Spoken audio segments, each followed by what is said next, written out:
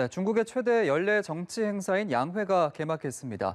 국가 운영을 위한 중요한 정책 결정이 대부분 이 자리에서 이루어지는데요.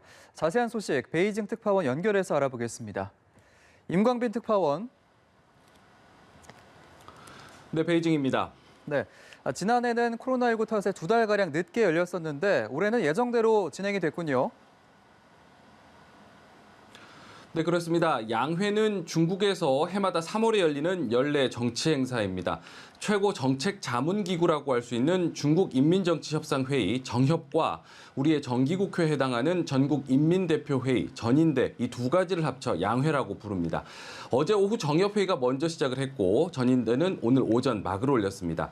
말씀하신 대로 양회 기간 중국 공산당의 중요한 정책이 대부분 결정되는데요. 지난해에는 코로나19 탓에 이례적으로 5월로 연기가 됐지만 올해는 관례대로 3월에 개막을 했습니다.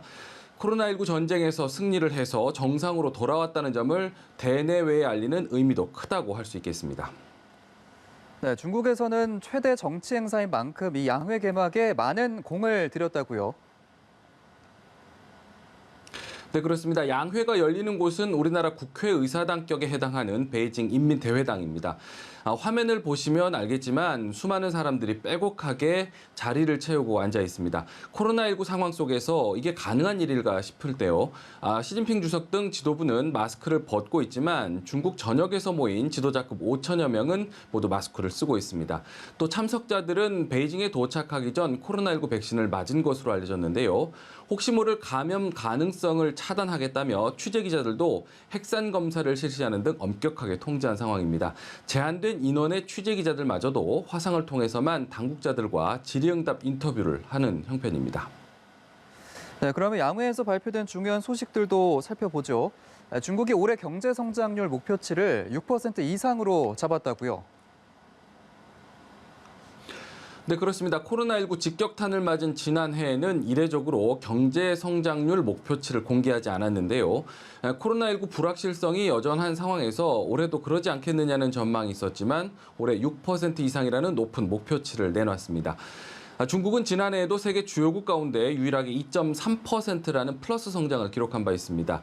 리커창 중국 총리는 전인대 4차 연례회의 정부 업무보고에서 경제 회복 상황을 고려하고 각 분야의 개혁과 혁신 그리고 질적 성장을 추진하는 데 유리한 환경 때문이라며 6% 이상의 목표치를 제시한 이유를 설명했습니다. 올해 양회 기간에는 중국의 경제발전 청사진이라고 할 수 있는 14차 5개년 계획과 2035년 장기발전 전략 초안도 심의할 예정인데요. 미국과의 치열한 경쟁에 대비한 중장기 기술 자립에 초점을 맞출 것으로 보여집니다. 네, 또 이번 양회가 시진핑 주석의 권력을 공고화하는 자리가 될 것이다. 이런 전망도 있던데요. 어떤 의미입니까? 네, 앞서 시진핑 주석은 2018년 헌법까지 개정해가면서 장기 집권의 밑그림을 그려놓았는데요. 중국의 최고 지도 체제를 결정하는 공산당 당대회가 내년으로 계획된 상황에서 올해 양회가 사실상 시 주석의 장기 집권을 위한 출발점이 될 것이라는 평가가 나오고 있습니다. 20차 당대회를 앞두고 올해 양회를 통해서 대대적인 인사 교체와 장기 정책 구상을 밝히며 권력의 공고화 작업을 시작할 수 있다는 얘기입니다. 실제로 이번 양회를 시작하면서 시진핑 주석의 지도력과 성과에 대한 과시와 칭송이 두드러지고 있는데요. 어제 열린 정협에서 왕양 정협 주석은 2020년 직면한 전대미문의 도전에서 시진핑 주석을 핵심으로 중대한 성과를 얻었다고 극찬하기도 했습니다. 네, 그리고 이번 양회에서 또 논란이 되고 있는 홍콩 선거제 개편 문제가 승인될 것으로 보인다고요. 네, 리커창 총리는 오늘도 일국 양제와 홍콩인이 홍콩을 다스려야 한다는 고도의 자치 방침을 관철할 것이라면서 홍콩에 대한 중국 정부의 강력한 입장을 재천명했습니다. 이 명분을 앞세워서 특별행정구 수반인 행정장관 선출 제도를 포함해서 홍콩 선거제도를 바꾸는 방안을 추진하고 있습니다. 결론은 중국 공산당과 중앙정부가 선호하는 인물이 홍콩 행정장관으로 선출되기 쉽도록 하겠다는 것이 골자인데요. 지난해 홍콩 보안법이 시행된 데 이어서 선거제까지 바뀌게 된다면 홍콩에 대한 중국의 영향력은 더욱 커지게 되고 홍콩 범민주 세력의 정치적 입지가 좁아지는 것은 불가피해 보이는 상황입니다. 네, 이렇게 중국이 홍콩 선거제 개편을 예고한 상황에서 1년 연기가 됐었던 홍콩 의회 선거 다시 연기될 가능성이 있다고요. 네, 그렇습니다. 홍콩은 지난해 9월 홍콩 의회인 입법회 선거를 코로나19 확산을 이유로 1년 연기한 바 있습니다. 당시에는 범민주 진영이 재작년 11월 구의회 선거 압승의 여세를 몰아서 입법회에서도 과반수를 장악할 수 있다는 관측이 나오던 상황이었는데요. 중국 정부가 홍콩 내 친중 세력 강화를 위해서 선거제 개정을 강행하면서 입법회 선거를 또다시 1년 연기할 것이라는 관측이 나오고 있는 것입니다. 최근 홍콩에서는 범민주 진영 인사 47명이 홍콩 보안법 위반 혐의로 무더기 기소된 바 있는데요.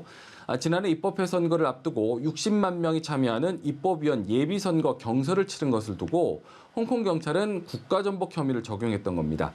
하지만 무더기 기소 이후 야권 정치인들이 탈당하는가 하면 시민단체가 자진 해산하는 등 홍콩 야권의 전열이 흐트러지는 모습도 보이고 있습니다. 네.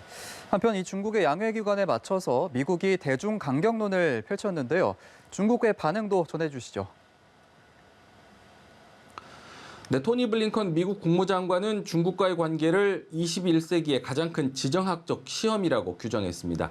중국을 향해서 안정적이고 개방된 국제 질서에 심각하게 도전할 경제적, 외교적, 군사적, 또 기술적 힘을 가진 유일한 국가라면서 동맹과의 협력을 통해 견제할 뜻을 밝혔는데요. 중국 신장에서 인권 학대가 자행되고 또 홍콩에서 민주주의가 짓밟힐 때 미국의 가치를 옹호할 필요가 있다고도 말을 했습니다. 중국은 블링컨 장관의 이 같은 발언에 대해서 글로벌 시대의 이데올로기로 선을 그으며 특정 국가를 겨냥하는 행동은 인심을 얻을 수 없다고 비판했는데요. 그러면서 블링컨 장관이 신장과 홍콩 문제를 언급한 것에 대해서는 중국의 입장은 일관되고 명확하다면서 내정 간섭을 하지 말라는 기존 입장을 재확인했습니다. 지금까지 베이징에서 전해드렸습니다.